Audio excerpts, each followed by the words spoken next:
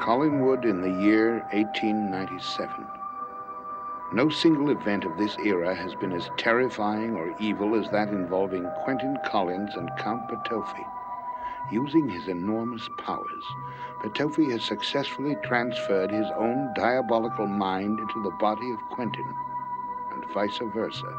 And on this night, a young woman with certain mental powers of her own will begin to sense the truth. Miss Trask, and I am going to call you that. Well, I can't think why. I think we've wasted enough time discussing Quentin. He is still my fiancé. I spent the entire evening with him. Well, that don't mean a thing, love. Don't mean a thing. Quentin, is your business finished so soon? Yes. I hope it went well. But I won't know until later. If you'll excuse me, it's getting late.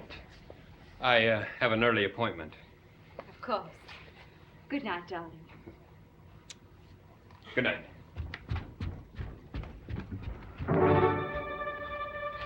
Well, what's the matter with you? It ain't him. What are you talking about? That man ain't Quentin Collins.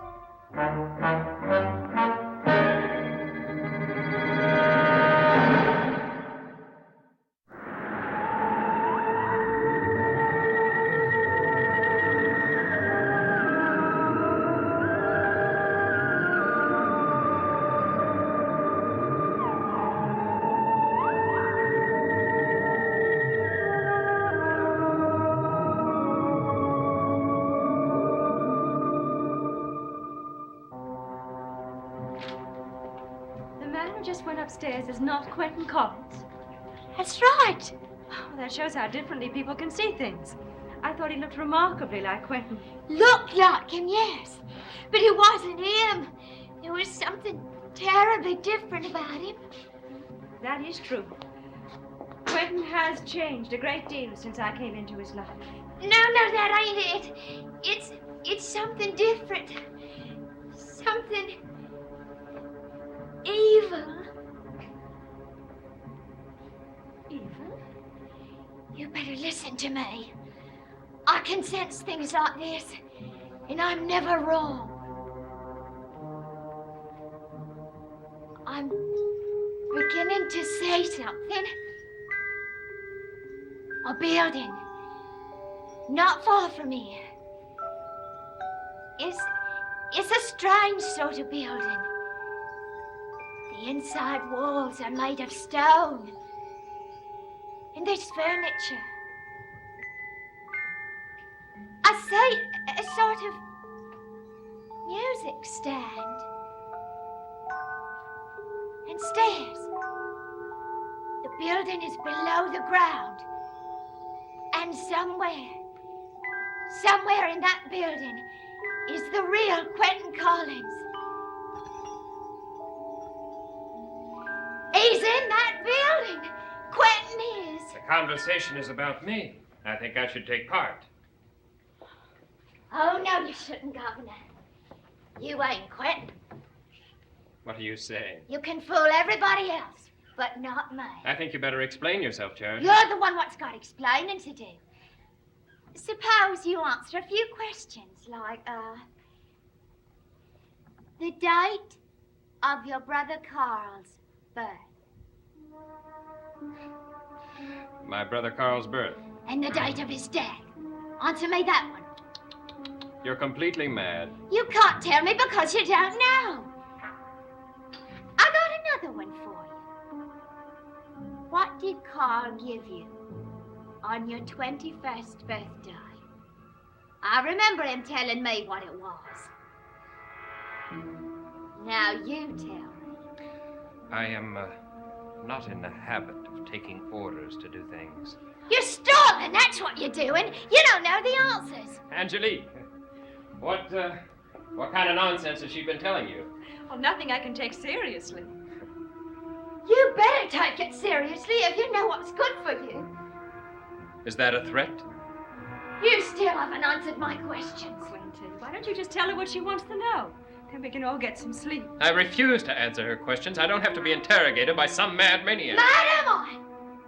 You can fool everyone else, but you can't fool me. You ain't Quentin. Now you listen to me. You let go of me. I don't want you touching me. We do not want your madness in this house. Now there's to be no more of that. Do you understand? Who are you? And what have you done with poor Quentin? I said that. Stay away from me! Stay away from me!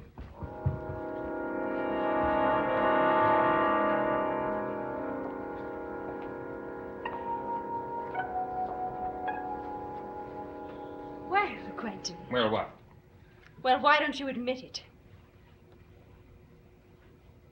What do you mean? Admit it. Admit that you handled that situation very badly.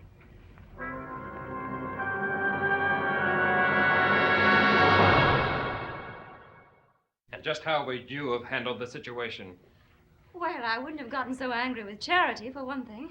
She's a lunatic. Well, if it's all in her imagination, what can you possibly fear from That's it? not the point. I don't have to subject myself to her madness. Quentin, why don't you have a brandy? I'm really quite concerned about you. Are you really? Yes. A man has a right to peace of mind in his own home. You know, I think I like you like that. Like what? Well, so warm and understanding. Perhaps I was wrong about us. No. No, I like to think that I'm the one who was wrong. Perhaps I shouldn't have postponed the wedding. Would you consider a new date?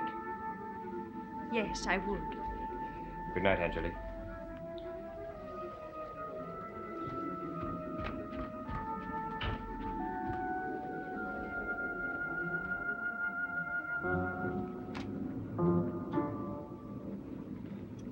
Wonder where your good friend Evan Hanley is now. He must be quite a good lawyer. I mean, any man who can talk himself out of being buried alive. Be quiet! If you're not happy with my company, you might as well leave.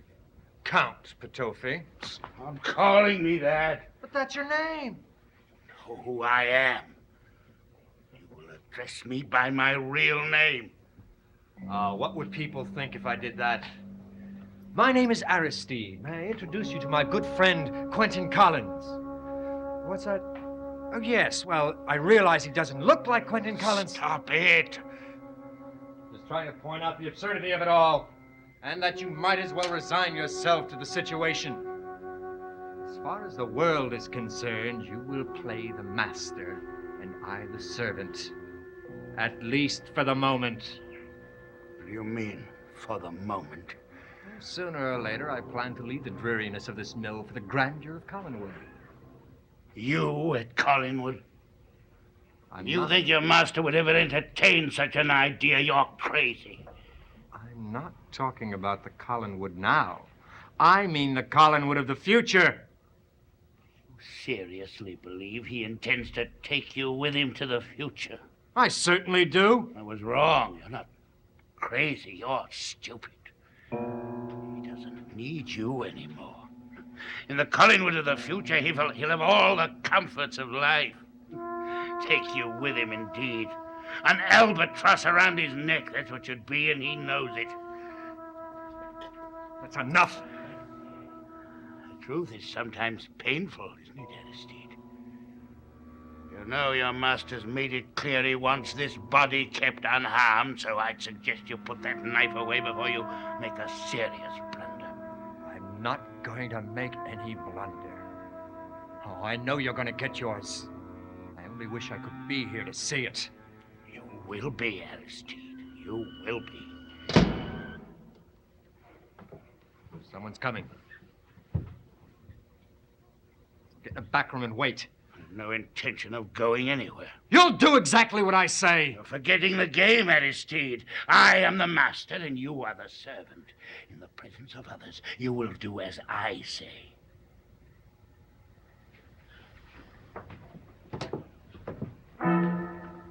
Well, Angelique. You're the last person I expected to come here. Oh? Why aren't I welcome? Of course you are, my dear. What can I do for you? What pleasant quarters you have, Count Potoffi.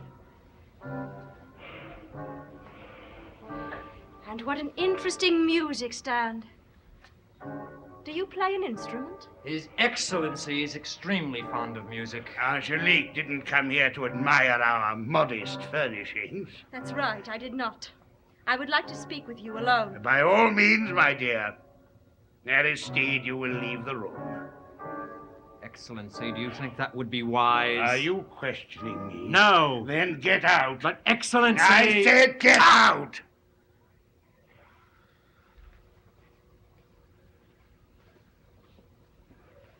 I'll come right to the point.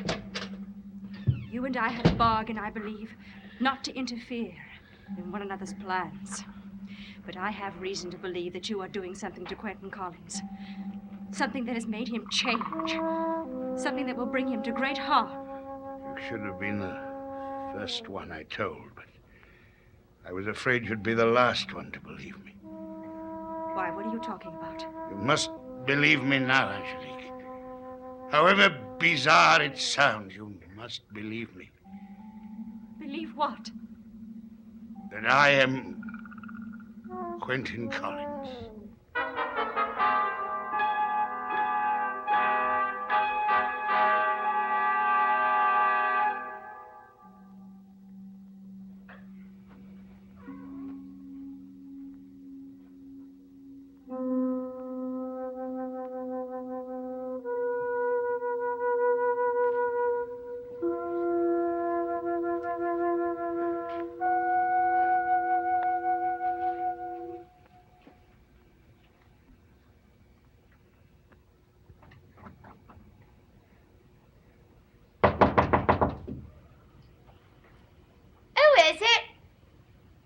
Charity, it's Quentin.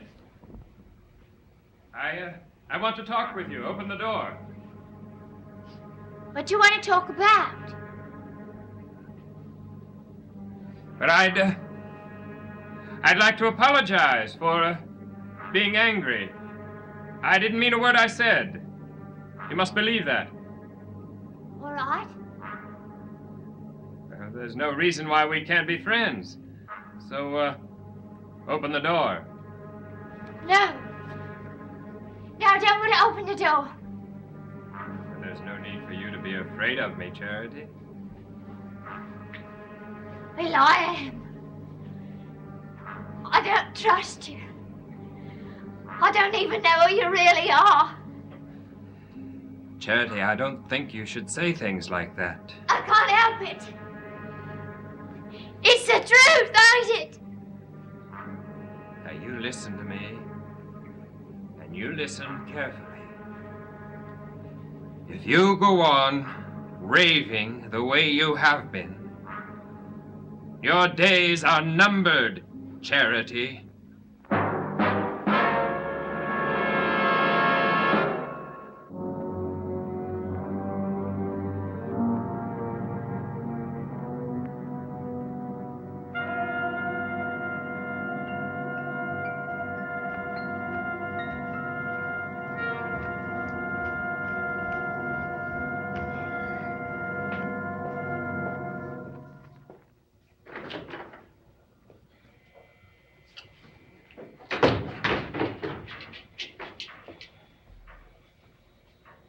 What are you doing here? I had no choice. I had to come to you. You better have a very good reason, Aristide. Angelique. She's at the mill right now. Angelique? She said she had to talk to him. He told me to get out. I had no choice. I had to obey him or else give the whole thing away. That's the first sensible thing you've done in a long time. I can't imagine what she wants to talk to him about. That doesn't bother me. What concerns me is what he will talk to her about. What difference does it make if he tells her everything? No one else has believed him. Why should she? Because she has a reason to believe him.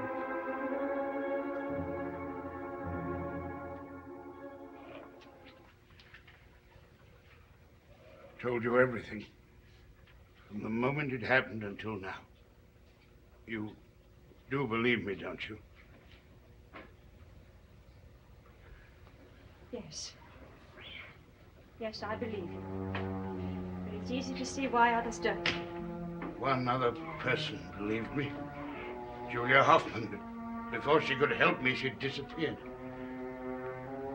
Yes, Julia was convinced that something terrible was going to happen. Now listen to me. I want you to stay here, but I will come back for you, I promise you that. Where are you going? I can't tell you that now. I'm afraid to stay here alone. No, you must. I can't explain it to you now, but you'll understand it all when I return. You know what Aristide did when I sent him out of here? He went directly to Petofi and told him about your visit. I know Petofi said he doesn't want this body harmed, but he also said if I kept on fighting him, he'd kill me. Take me with you. Hide me until you can help me. Yes.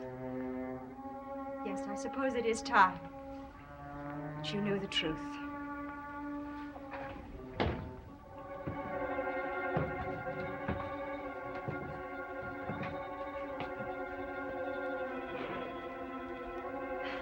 Quentin, what on earth are you doing here? Under ordinary circumstances, I might ask you the same question. But then these are not ordinary circumstances, are they? What do you mean? You're really very good. While Charity was bantering on tonight, I kept looking at you for a sign. But your face was nothing. But the fact that you've come here tells me everything. He has told you the whole thing, hasn't he?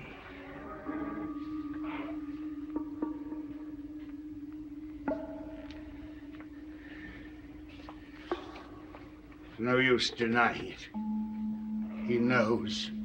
Yes, I know. But you're the one who really loses, Angelique. I lose? Yes. Think of what you might have had.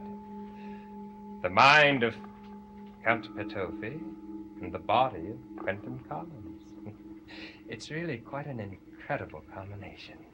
Believe me, I know. I wouldn't care to. You can't leave here. You know that, don't you? You can't stop me. Yes, I can. How severe I have to be depends on you. I am no ordinary mortal. Nor am I. You have not yet felt the full power of this hand, my dear. You cannot use its full power against me. I can resist it, and you know that. That was true before, but not now. It is still true. You cannot keep me here. Good night, Count Petofi. Aristide?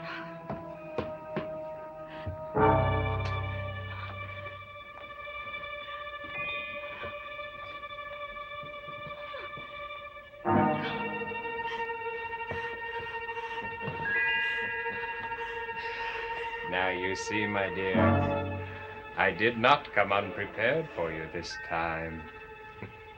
You see, before you were able to devote all your energy and power of concentration to, so that you could resist me. But you are vulnerable to fire. And while you are concentrating on that, it makes you impossible to resist this.